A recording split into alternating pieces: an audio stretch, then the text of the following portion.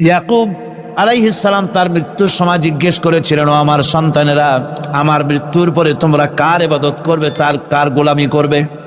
তারা জবাব দিলেন, ক্বালু না'বুদু ইলাহাকা ওয়া ইলাহা আবাইকা ইব্রাহিম ওয়া ইসমাঈল ওয়া ইসহাক ইলাহাও ওয়াহিদান ওয়া নাহনু লাহু মুসলিমুন।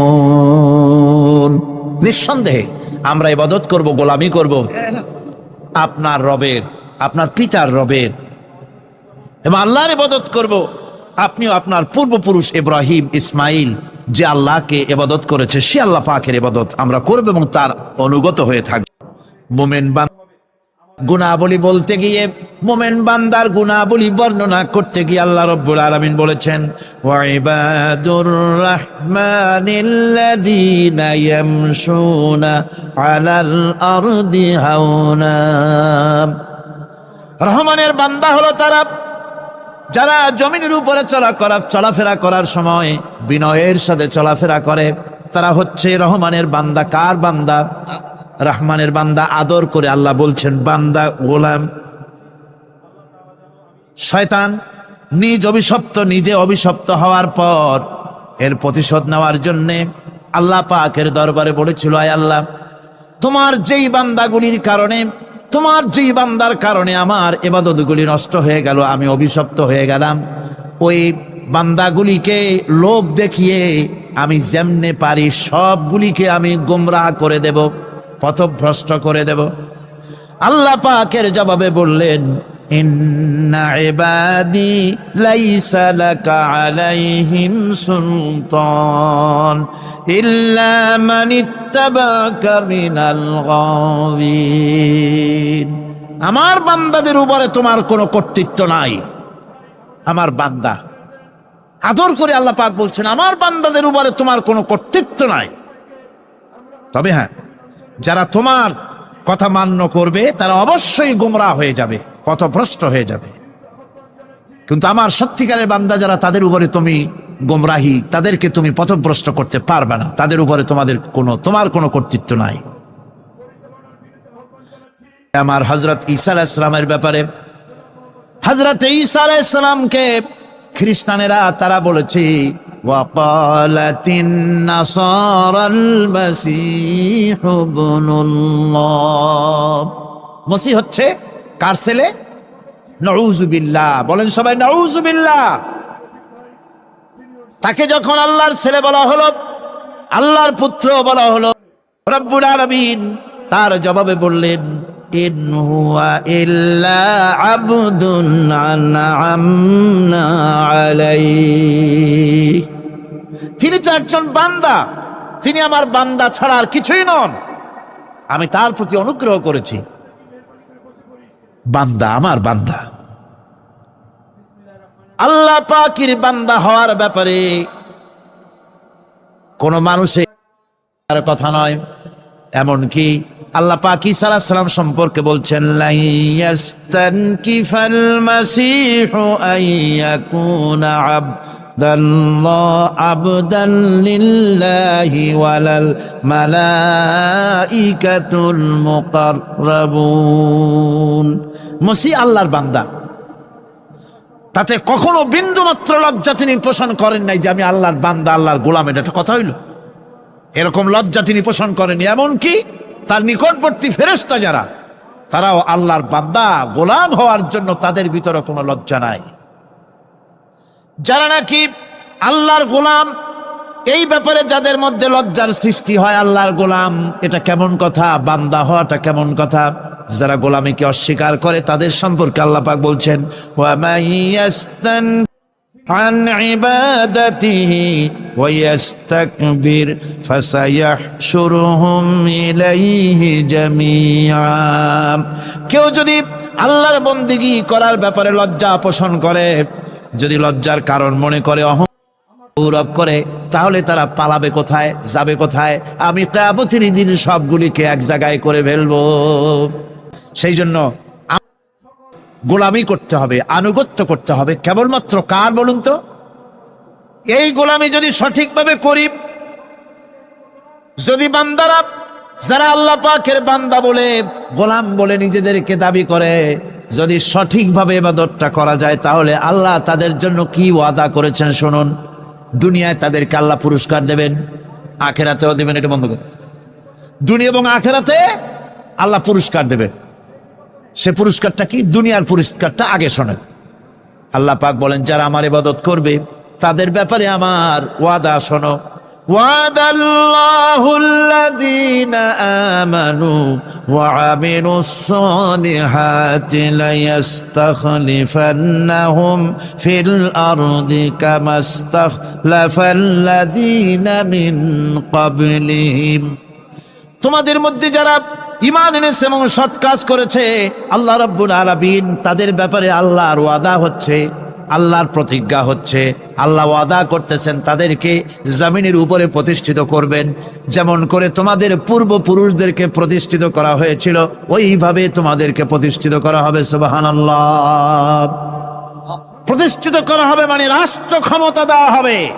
কি দেওয়া হবে? যদি গোলাম হও, যদি কি হও? গোলাম।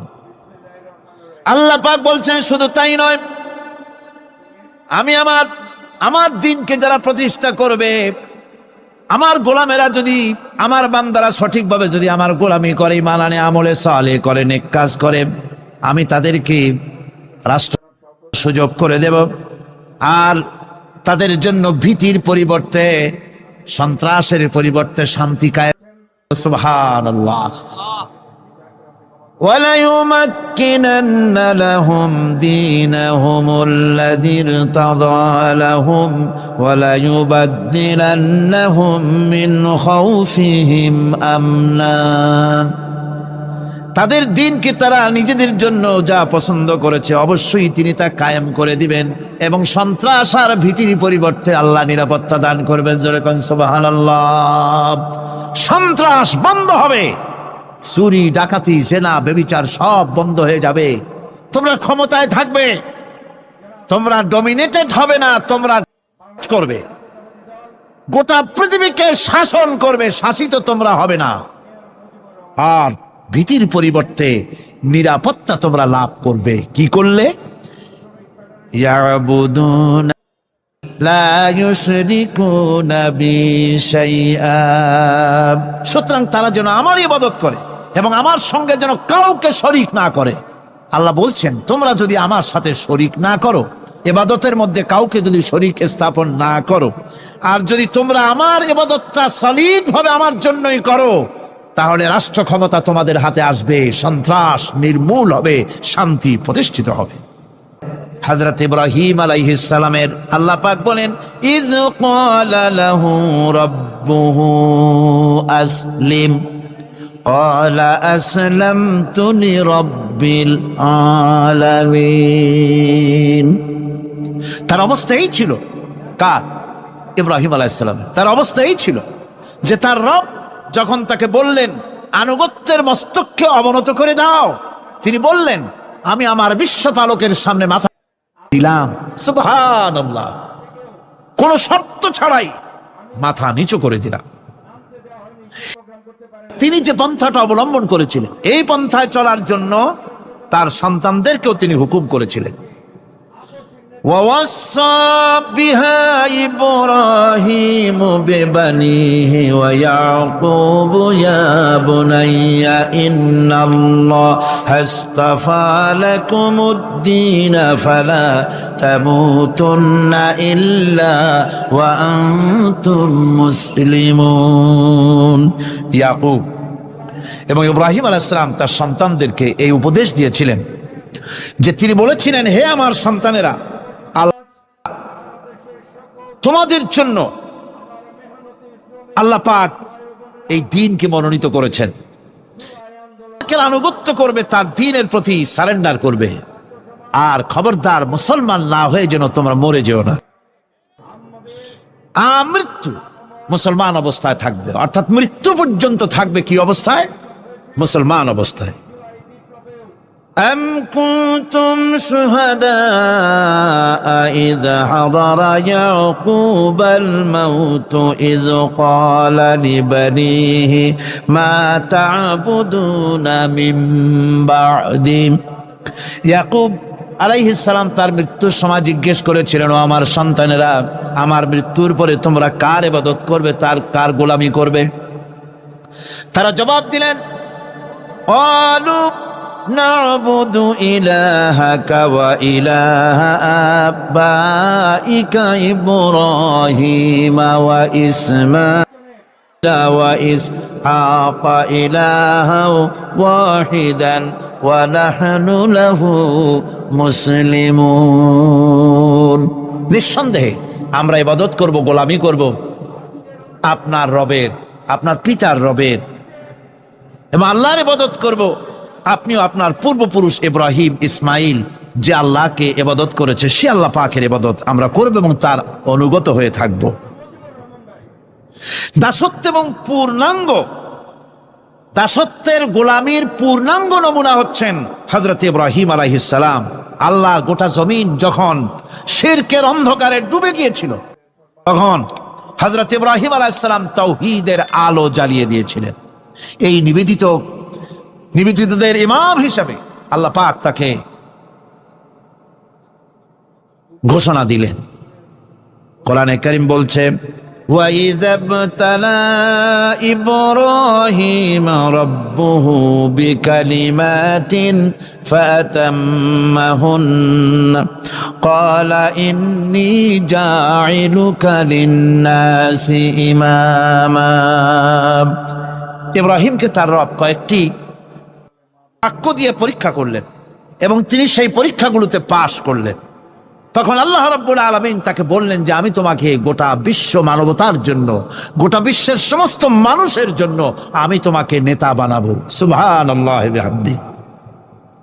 প্রথম পরীক্ষা হলো, গতকাল বলেছি, সে আগুনের পরীক্ষা। সেখানে আল্লাহ পাক তাকে পাশ করালেন, তিনি পাশ করলেন। দ্বিতীয় পরীক্ষা ছিল বিবি এবং নবজাতক সন্তানকে নিয়ে আল্লাহ হুকুম করলেন, আর বাচ্চারে নিয়ে মরুভূমিতে রেখে আসো। মরুভূমিতে যেখানে ঘর নাই, বাড়ি নাই, সেই জায়গায় বিবি এবং বাচ্চাকে রেখে সময় তিনি বললেন, রব্বানা ইন্নী আসকানতু মিন যুররিয়্যাতি বিওয়াদিন গায়রি যী যারইন ইনদা বাইতিকাল মুহাররাম। আয় আল্লাহ রাব্বুল আলামিন, আমি পানি এবং তরুলতা এক মরুভূমির ভিতরে আমার বংশের একটি অংশকে এখানে রেখে গেলাম, তোমার ঘরের কাছে আমি তাদের কাছে, এই ঘরের কাছে, সম্মানিত ঘরের কাছে রেখে গেলাম। পরীক্ষায় তিনি পাশ করলেন।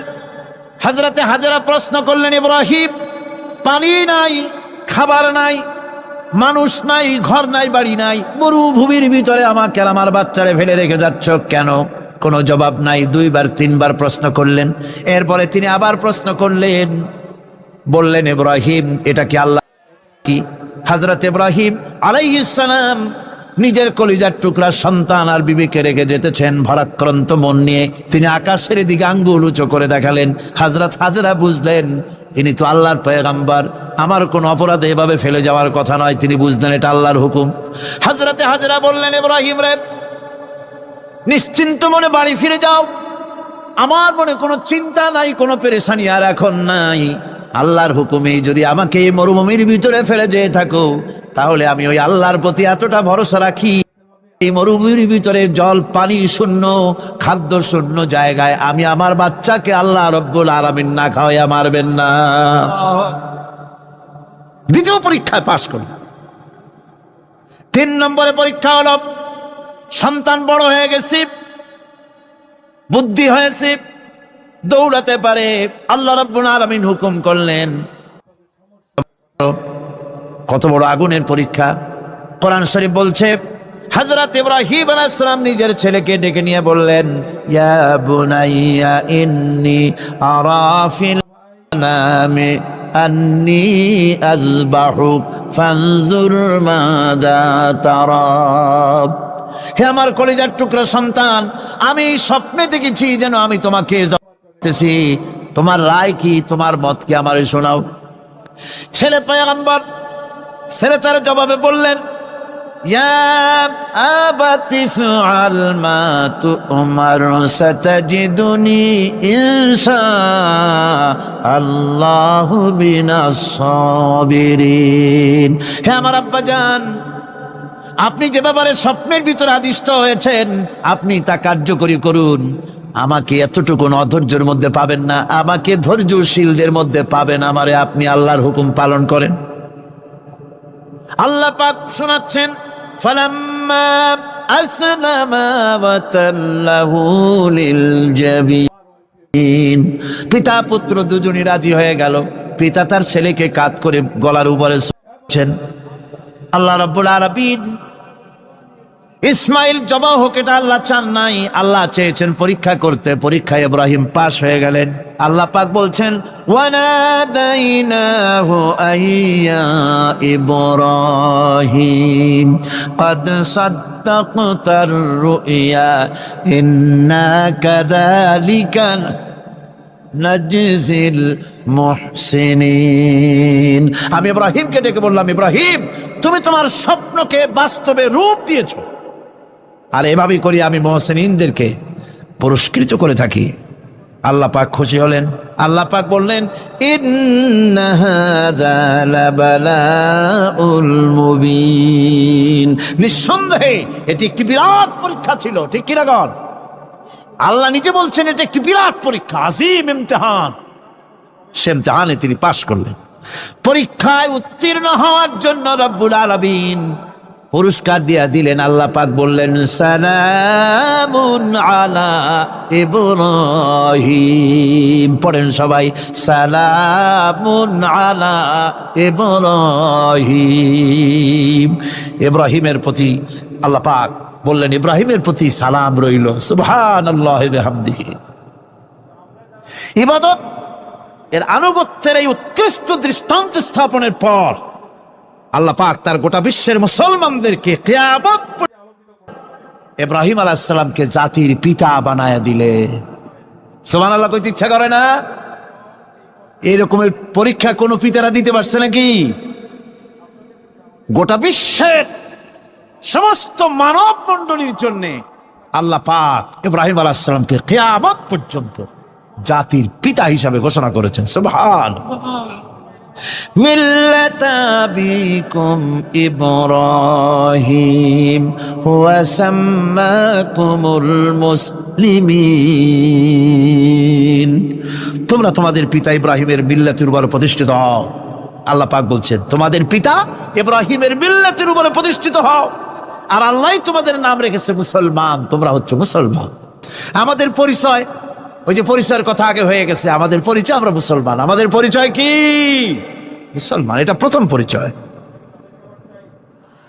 ইবাদতের পূর্ণাঙ্গ মাপকাঠি হিসেবে আল্লাহ পাক হযরত ইব্রাহিম আলাইহিস সালামকে দুনিয়াবাসীর সামনে পেশ করেছেন। এখন আমি আপনাদের সামনে বলতে চাই, মানুষের জীবনে সবচাইতে বড় দুটি চাহিদা আছে। একটা হচ্ছে খাদ্য, আর একটা হচ্ছে নিরাপত্তা। একটা খাদ্য, আর একটা কি? নিরাপত্তা। পেট ভরে খাইতে চাই, আর চোর ডাকাতের উপদ্রব থেকে নিরাপত্তা পেতে চায়। আইন শৃঙ্খলা পরিস্থিতির উপরে যখন পার্লামেন্টে আলোচনা হচ্ছিল, আমি তখন বলেছি, মাননীয় স্পিকার, আমার দেশের সাধারণ ভোটার বড় কোনো আশা আকাঙ্ক্ষা নাই। তারা কোনোদিন বলে না যে আমাদের গুলশানে বাড়ি দিতে হবে সকলে, আমাদেরকে মঙ্গল গ্রহে অফিস বানায় দিতে হবে, পাঁচেরও গাড়ি দিতে হবে। এগুলি তারা দাবি করে না। যারা ভোট দেয়, কষ্ট করে, মিছিল করে, এই সাধারণ জনগণের দাবি হচ্ছে মিনিমাম দাবি, খুবই কম। তাদের দাবি হলো মোটা সুতার কাপড় চাই, ইজ্জত ঢাকা, পেট ভরে খেতে চাই, পোলাও কোরমা বিরিয়ানির দরকার নাই, আর আশ্রয়ের জন্য ছোট্ট একটু ঘর চাই, চোর ডাকাতের উপদ্রব থেকে নিরাপত্তা চাই। কথা ঠিক কিনা?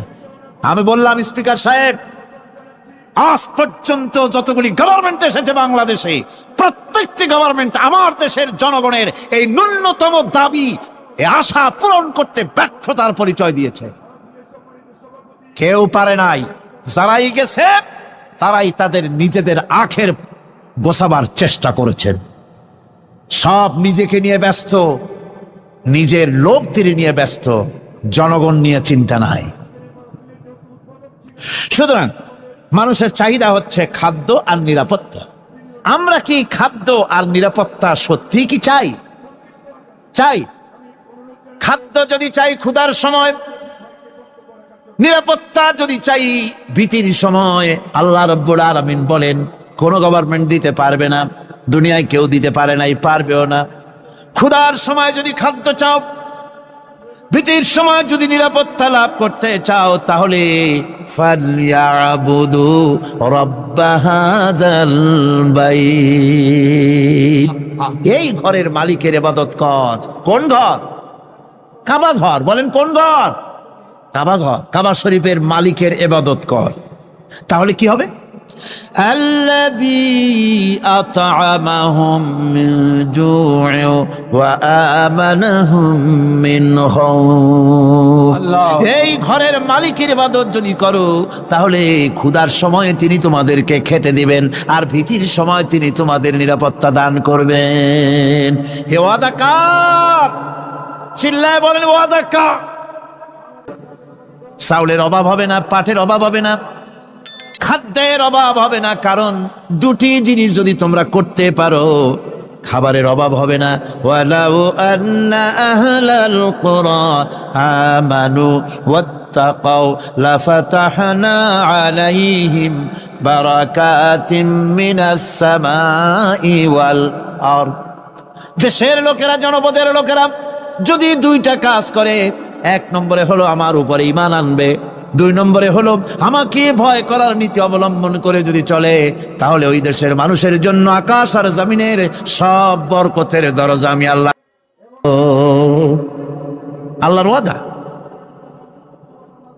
আল্লাহ পাকের নিকট মানুষের সবচাইতে কি?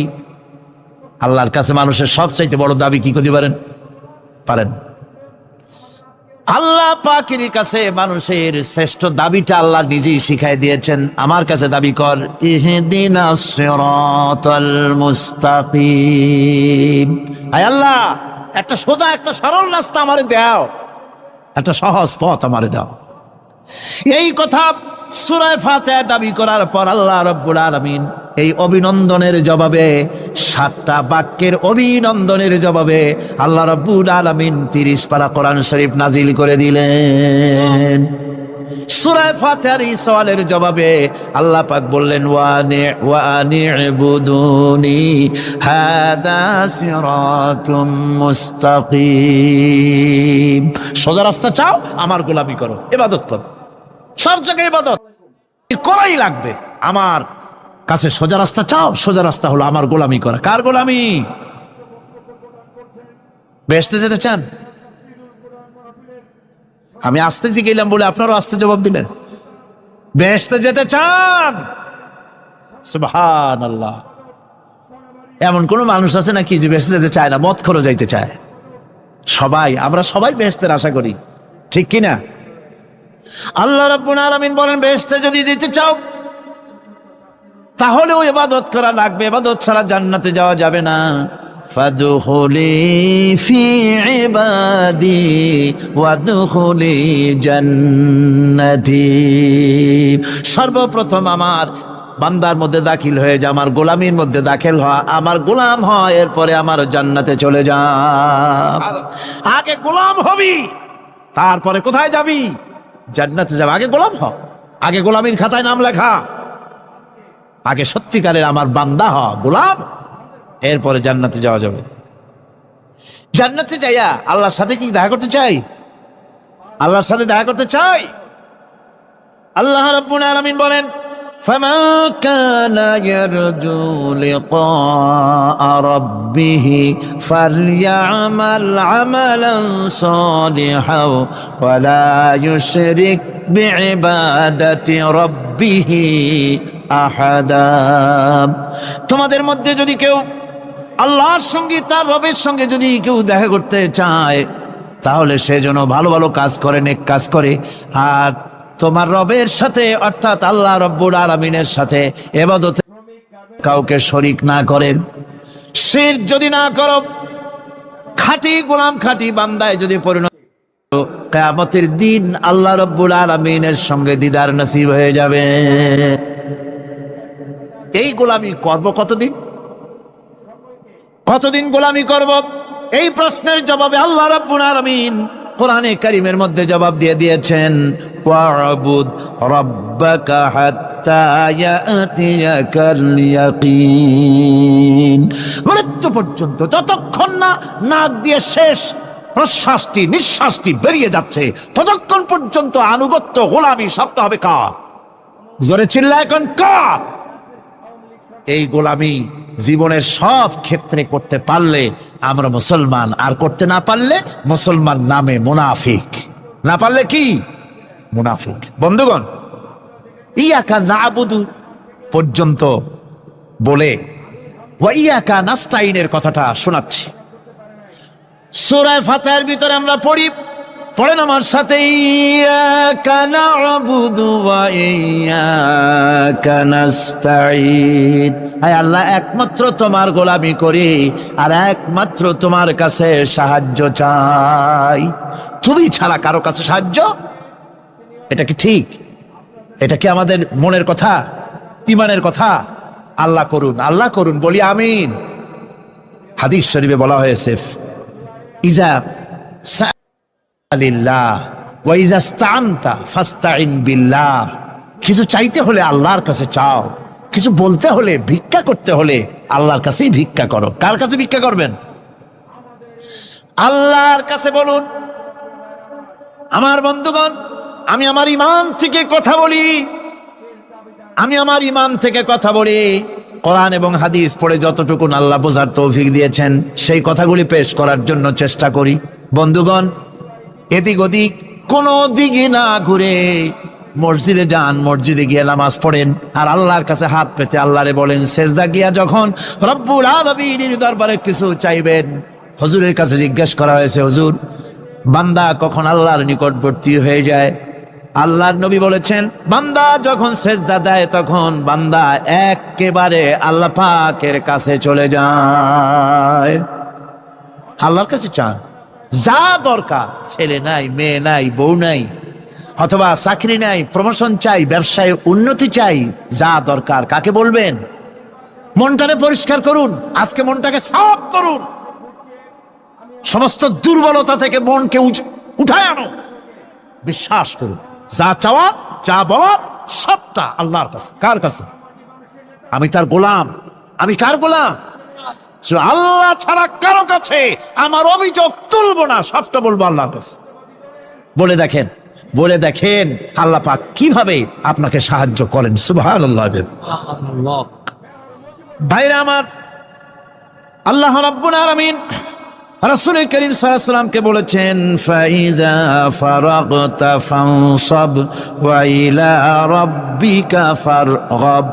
যখন তুমি খালি হাত হয়ে যাবে, দাঁড়িয়ে যাবে এবং তোমার রবের কাছে মিনতি জানাবে, কিছু যখন থাকবে না, তোমার রবের কাছে দাঁড়ায় যাও আর তার কাছে মিনতি জানাও, তোমাকে আল্লাহ ভরপুর করে দিবেন। ভান্ডের কোনো অভাব নাই। আমাদের ভান্ড হচ্ছে যত দেব তত কমবে, আর আল্লাহর ভান্ড যত দেয় তত সমান সমান থাকে, মোটেই কমে না, মোটেই কমে না। সুতরাং দয়াল বাবা, বাবাজান, কেবলাজান বাবা কি যে কবে আর কি করবে দিশা করতে পারে না। গান বাজনা, তারপরে গোসল শরীফ, কি জানি হাবিজাবি শরীফ, কোনো শেষ নাই, বেদাত দিয়ে ভরে গেছে। এগুলি বিশ্বাস করবেন না, বিদআত খারাফা, এর সাথে মুসলমানের কোনো সম্পর্ক নাই। গান বাজনার সাথে মুসলমানের কোনো সম্পর্ক। হাতে কতগুলো ঢোল নিয়ে তারপরে মাজারের কাছে গিয়ে ঢোল বাজায়, কবরের কাছে, মাথায় কতগুলো চুল, দাঁতে ময়লা, মোষগুলা ঠোঁট দুইটা ঢাইকিয়া দাড়ির কাছে এসে পড়ছে। হায় হায় রে, এই রকমের মোষ আমি মাঝে মধ্যে চিন্তা করি যে দই খায় কেমনে এরা, গাঁজা মদ খাইয়া এগুলো মাজার মধ্যে গিয়ে পড়ে থাকে। আর কি জানি আছে ওইটারে ঘষে এলো আর বলে মদিনা যাব কেমনে, মদিনা যাব কেমন। তুই মদিনা যাবি কেমনে? মদ খেয়ে গাঁজা খেয়ে তুই যাবি মদিনা? একটা কথা হইল? তোর নাপাক কদম আল্লাহ পাকের আরতে মুকাদ্দাসে উঠতে পারে না। বদকার, জিনাকার, শারাবি, কাবাবি, আল্লাহ পাকের নাফরমান। কতগুলা শালু কাপড় গায়ে দিয়া, মাথায় কতগুলা চুল রাখিয়া, তারপরে গ্রামের নামে শরীফ। আশ্চর্য কথা, এই গ্রামের নাম শরীফ, ওই গ্রামের নামের মাথায় গিয়া শরীফ। শরীফ তো মক্কা শরীফ, মদিনা শরীফ, কোরআন শরীফ, হাদিস শরীফ। আর শরীফের দরকার নাই। শরীফের জাত মারছে গ্রামে গ্রামে শরীফ লাগাইয়া। কর্ণফুলী শরীফ, চন্দ্রকোনা শরীফ। আশ্চর্য কথা। শরীফ শব্দটা তেজ থাকা উচিত, ঠিক কিনা কন? আপনাদেরকে সতর্ক হতে হবে। আনুগত্য এবং গোলামি সকল ব্যাপারে আল্লাহ পাকের করতে হবে। চাইতে হবে কার কাছে? আল্লাহর কাছে। আমার এই কথা আপনাদের মনে আছে কিনা জানি না। সম্রাট শাহজাহানের সময় এক ফকির, এক ভিক্ষুক ভিক্ষা করে বেড়াতো। 70-80 বছর বয়স হয়ে গিয়েছে। এক লোক বলছে, সারা জীবন তো তোমারে ছোটবেলা থেকে ভিক্ষা করতে দেখলাম। সে বলল, মানুষে দেয় তো 2 পয়সা, 1 পয়সা, ভিক্ষা ছাড়া করবোটা কি? লোকটি বলল, তোমার একটা পরামর্শ দেই। একদিন সম্রাটের কাছে গিয়ে যে দেখো, একবারে যা দেবে খাইয়া কুলাইতে পারবে না। সম্রাট শাহজাহান দেখো গিয়া মসজিদে আছে। লোকটি মসজিদের বাইরে গিয়ে দেখে সম্রাট একা হাত তুলে বসে আছে। চোখ থেকে পানি পড়তেছে দর দর করে, দাড়ি ভিজে জামায় পড়তেছে। বহুক্ষণ দাঁড়িয়ে আছে।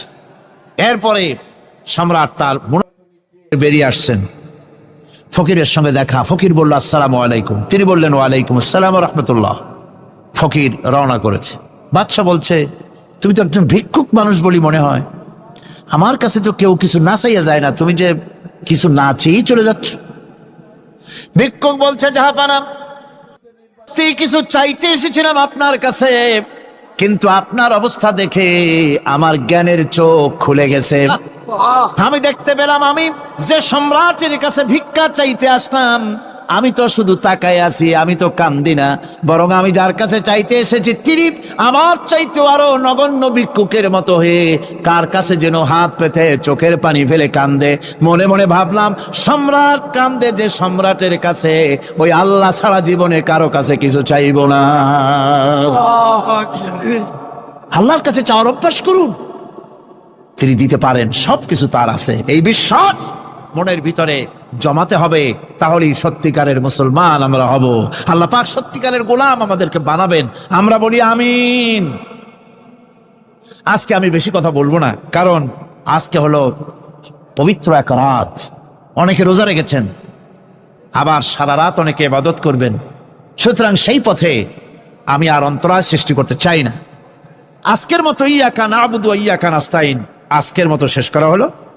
2 দিন ধরে ইয়াকা নাবুদের উপরে, ইবাদতের উপরে 2 দিনে যে আলোচনা করলাম, আল্লাহ করালেন।